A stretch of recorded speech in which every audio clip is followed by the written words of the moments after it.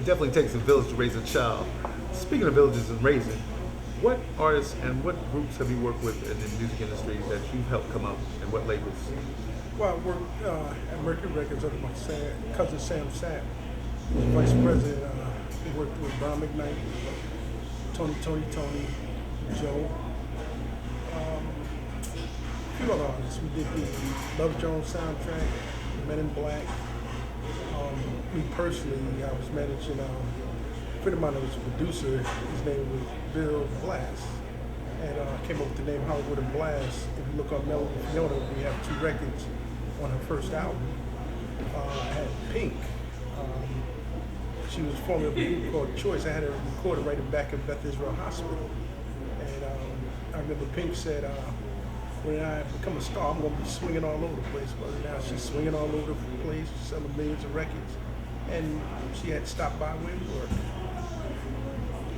were. Wonderful.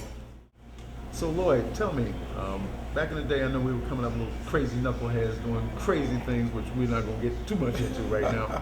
But what was it for you that changed your life? I mean, what was it that made you want to get out of that life and become a police officer? What happened, as you know and I know, we had good parenting.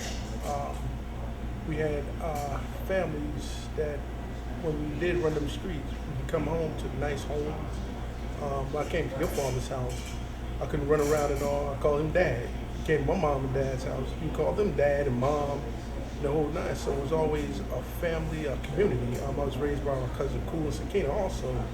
And, you know, it gave me inspiration coming out of the streets into limousines and, you know, just traveling around the world at a young age, 10 years old. 10 years my first trip. I was at 10 years old, went to Elijah Muhammad's house.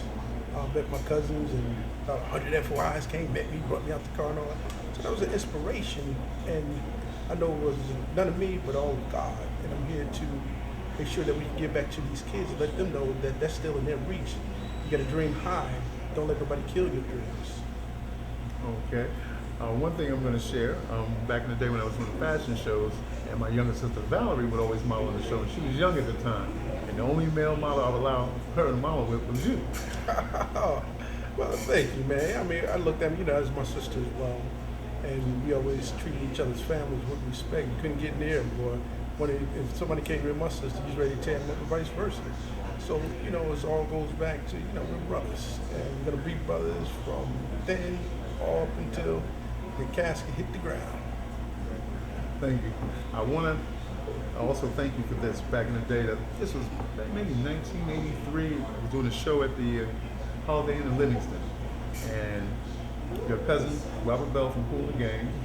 I looked out in the audience and I saw him and his wife Sakina, which I didn't know Sakina was a fashion designer and who had pieces in my show. Yes. You know, I invited them. We always had that close-knit family where it was always the support, and that's what gets us through the day, is when, you know, you might be down, but you got the family, somebody to push you back up. And thank God for families. Right now, you know, a lot of kids don't have that family, but they do have us. So it takes a village to raise the kids. So we have to stick together, and we have to raise the kids that don't have families, let them know that there's still dreams. They can be doctors, lawyers, whatever, just dream high. And you come a little below that, it's okay. But it's okay, it's great to dream high, keep dreaming. Great. One thing, I'm looking for the footage from that show. It was so long ago, it's probably on beta. Okay, but just so everyone knows, I was the first one to come out there with a motorcycle on the runway, and the model drove the motorcycle on the runway, picked up the model, and burnt off. You sure did. I don't know how you got that in the hotel, but you did. I hid it in the room because it was against the law, first of all. And by the time they found out what I was doing, they were already off the runway. Well, Jeff, you always had a way with yourself to get things done like you're doing now. Keep doing what you're doing, man. Keep blessing the people. And I know it's going to be a lot of great things coming from this. God bless. Thank you. God bless you. And thank you for being on the Jeff Steele Show. Now, if someone wanted to reach you, do you have a website or anything? Yes, jlwood103@gmail.com. That's jlwood103@gmail.com.